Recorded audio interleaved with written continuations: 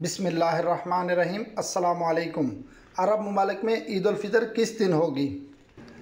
अल मजमा यूनिवर्सिटी के फल्कियाती सेंटर ने कहा है कि जुमे को ईद के चाँद का नज़र आना मुमकिन नहीं, जबकि दूसरी तरफ सुप्रीम कोर्ट ने एक मरतबा फिर जुमे को ईद का चाँद देखने की अपील कर दी है। सबक वेबसाइट के मुताबिक अल मजमा यूनिवर्सिटी के तहत काम करने वाले फल्कियाती मरकज़ ने कहा है कि फ़ल्की हिसाब से जुमे को 29वां रोज़ा होगा। इस दिन सूरज 6:39 पर ग़रूब होगा, जबकि चाँद इससे पहले 6:26 पर डूब जाएगा। इसका मतलब ये हुआ कि जुमे के रोज़ चाँद सूरज से 13 मिनट पहले ही डूब जाएगा, जिसके बायस आँख से या जदीद तरीन आलात से इसका मुशाहिदा मुमकिन नहीं। फलकियाती मरकज़ ने कहा है जबकि हफ्ते के दिन 30वां रोज़ा होगा। इस दिन सूरज 6:40 पर ग़रूब होगा, जबकि चाँद इसके बाद 7:23 पर डूबेगा।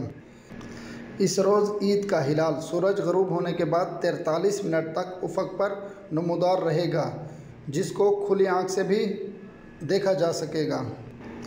उधर सुप्रीम कोर्ट ने तमाम मुसलमानों से एक मरतबा फिर अपील की है कि जुमे 29 रमज़ान को ईद का चाँद देखने की कोशिश की जाए। सुप्रीम कोर्ट ने कहा है कि सुन्नत नबवी पर अमल करते हुए 29वें रमज़ान को चाँद देखा जाए। अगर किसी को ईद का चाँद नज़र आ जाए तो वो करीबी अदालत में गवाही रिकॉर्ड कराए।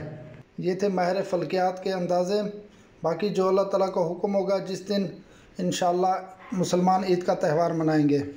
ये थी सऊदी अरब की कुछ ताज़ा तरीन अपडेट्स। मज़ीद ख़बरों और वीडियोज़ के लिए हमारे यूट्यूब चैनल और फेसबुक पेज SDN TV को लाइक करें, सब्सक्राइब करें। अल्लाह ताला हम सब का हामी और नासिर हो।